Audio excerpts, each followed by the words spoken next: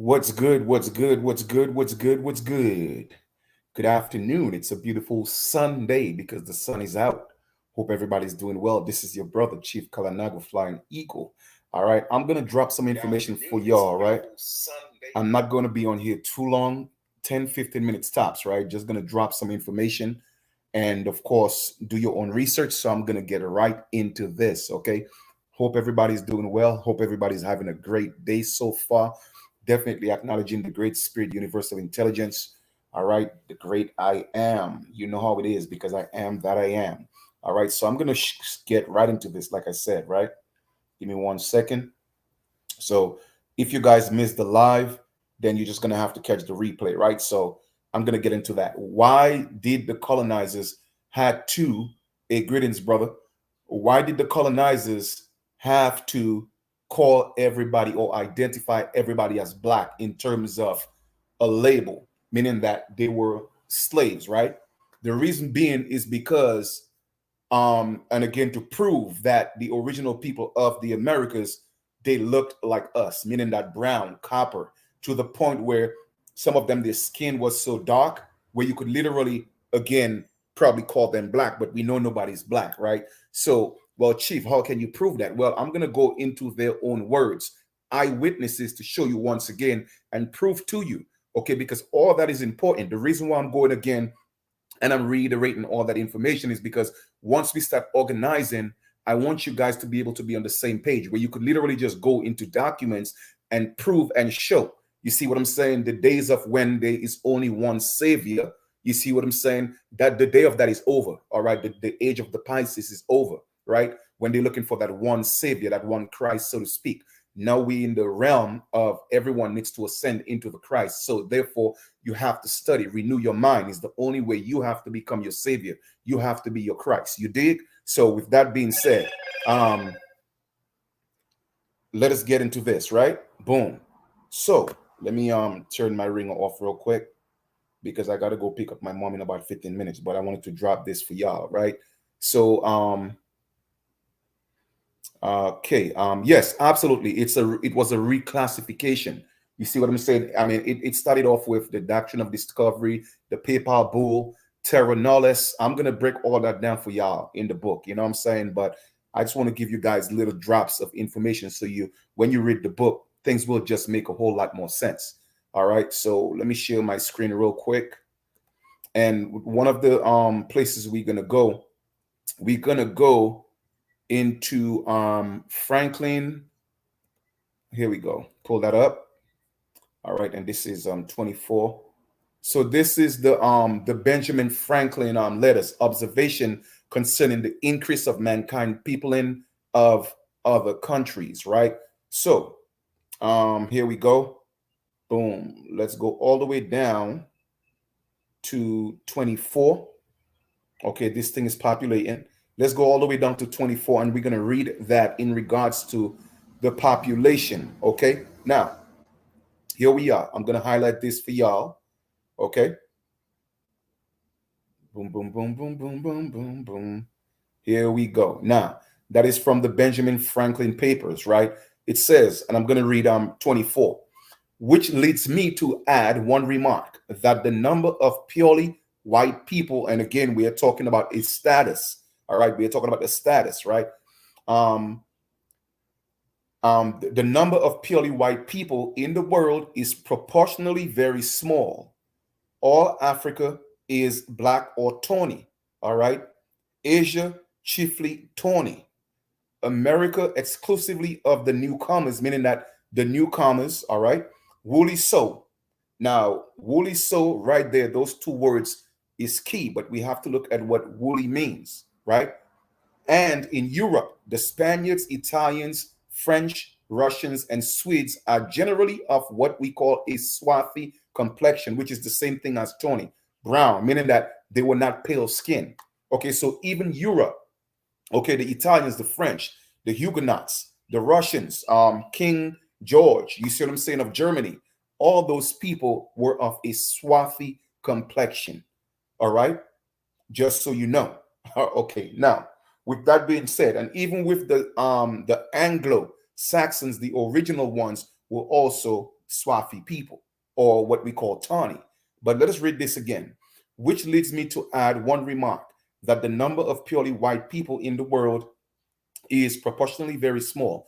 All Africa is black or tawny, Asia chiefly tawny, America exclusively of the newcomers, woolly so. So, woolly so, let us look at the definition of woolly so we know exactly what we're talking about here, right? Boom, let's go. Let's go ahead and share this. Woolly, boom. Definition of woolly. So, if Africa is black or tawny, right? Europe, all these other places, it said America woolly so. What does woolly means? Woolly means entirely, fully. Okay? Entirely, fully. So if Africa is black or tawny, and they're saying that Benjamin Franklin is saying that America is woolly so, he's saying that entirely the same as Africa. You see what I'm saying? So with that being said, when they were importing, what they call they were not slaves, okay? They were workers.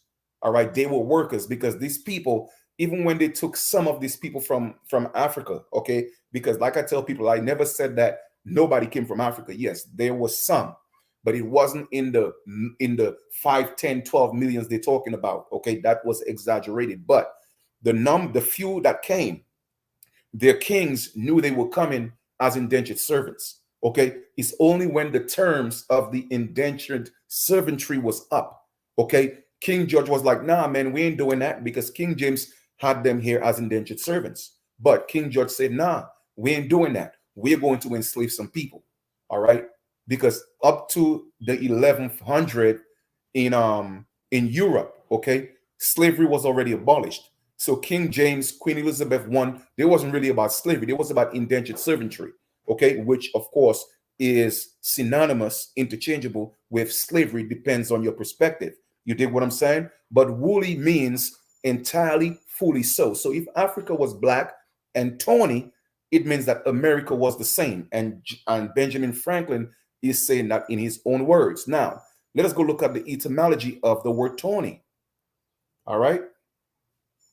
Let us go look at the etymology of the word tawny. Boom. Etymology of the word tawny. Here we go. Tawny. Okay. Tan colored. Late 14th century. From Anglo-French tourne. All right. Or tourne. Of all like brownish yellow or tanned leather. Okay. Old French tournette. Dark brown. Dark brown. So again, once you start hearing about tawny, swarthy, brunette, blonde, all that's referring to what they call, or what they deem people of color. All right. So don't allow these pale people to trick you into thinking they were the ones creating the slaves. No, it was literally people who looked just like themselves. We amongst ourselves enslaving and fighting each other. And slavery wasn't about the color of skin. Slavery was about gods, okay, about God's religion. That's what it was about. Fighting to see who religion would control whose territory. It was later, it became more so about wealth. Of course, wealth played a part, but it was more so about God. They took it more personal with their God opposed to wealth. All right. And how do I know? It's because I've done extensive reading on King James, Queen Elizabeth, and the whole nine. Okay. It was more so about their gods, all right, about their religion, so to speak. So religion is what enslaved the world. It wasn't the color of people's skin. It was religion, okay? And once again, I showed y'all what a legion is. A legion is an army. So when you talk about religion, you're talking about bringing back that army. Every so-called religion is an army. And if you call yourself any one of those, those sects, okay, then you are a slave to religion, to that army. Period, point blank. I don't care how you want to break it up or chop it up. That is just facts. Okay. Now, so now that you know, Africa and America Africa was black and tawny, and America was woolly so. Okay. Well, Chief Hawk, let's prove some more of what you're saying. I showed you Benjamin Franklin. What I'm going to show you now, I'm going to show you Captain John Smith, who came into Virginia and he saw the Powhatan chief, which is Pocahontas' father.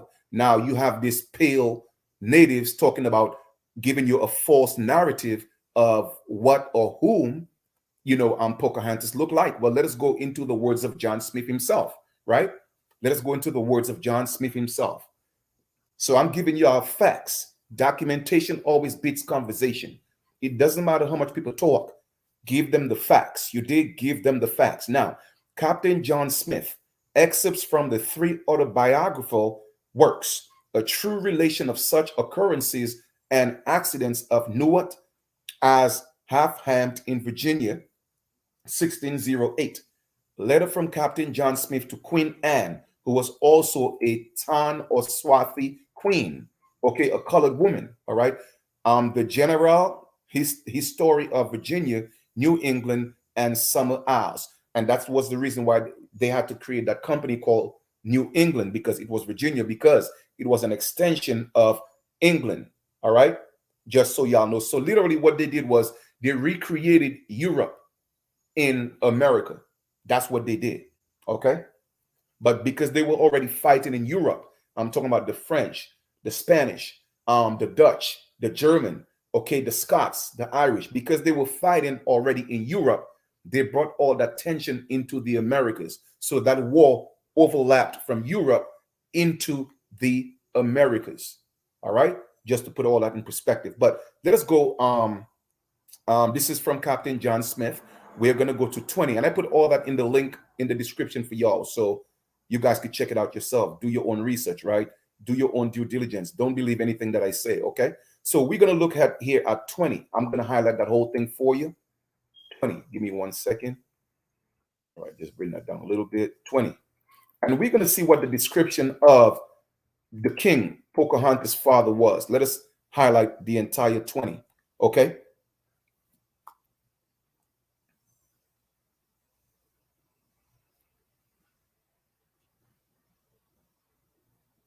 Here we are. I'm just giving it some time to populate so y'all can see where I highlighted that section in blue.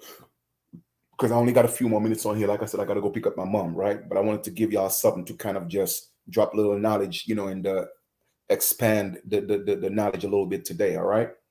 I may do something later, I may not, but at least I'm giving y'all a little drop today, right? So here we go. 20 of that article, right? And that's from Captain John Smith in his own words, right? 2 days after Powhatan, having disguised himself in the most fearful manner he could, caused Captain Smith to be brought forth to Great House in the woods, and thereupon a mat by the fire to be left alone. Not long after, from behind a mat that divided the house was made the most doubtfulest noise he ever heard. That then Powhatan, more like a devil than a man, with some 200 more as black as himself, came unto him and told him now they are friends, and presently he should go to Jamestown to send him to 2 great guns and a grindstone, blah, blah, blah, blah, blah. Okay. What I want to highlight here is he had with him 200 of his men as black as himself. So once again, how could Powhatan or Pocahontas, if her father was so-called black, why would she be the description of what they're telling you right now? You see what I'm saying? It just doesn't add up, right? So let's read this again. I'm going to highlight just this little section here, okay? Not long after, from behind a mat that divided the house was made the most doubtfulest noise he ever heard. Then Powhatan, which was the king of the Powhatans, more like a devil than a man, with some 200 more as black as himself. Now, does that make sense with what Benjamin Franklin said? Huh? Does it make sense now with what Benjamin Franklin said? Let's go right back to that. All right. Let us go right back to what Benjamin Franklin said. Here we go. Right? 24. Which leads me to add one remark, that the number of purely white people in the world is proportionally very small. All Africa is black or tawny. Asia is chiefly tawny. America exclusively of the newcomers. All right, they're talking about the pale people. Woolly so. Woolly so means, woolly means entirely or fully. Okay.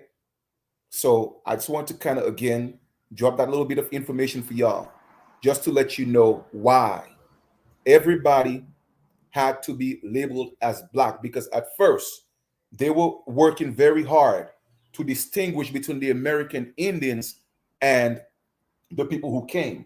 Some of them were Africans, but the majority of them were actually Europeans, so-called black Europeans. And they were trying to make a distinction between them.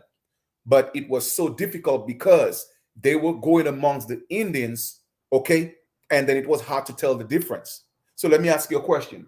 If these pale natives are the original Indians, how is that so-called black people could have hid amongst them, right? And you not know the difference? You feel what I'm saying? Just like Joseph, when he went among the Egyptians, right? He was able to blend in. Now, if he wasn't as the same complexion as the Egyptians, how could he have passed as an Egyptian? You see, we have to start thinking, and you got to open up your mind. Critical thinking. You see what I'm saying? So once again, if the Native Americans were these pale people that you see now, how is that so-called Africans were able to hide amongst them and the colonizers couldn't tell the difference? That's why they had to label everybody black, because it was just becoming confusing. And being that so-called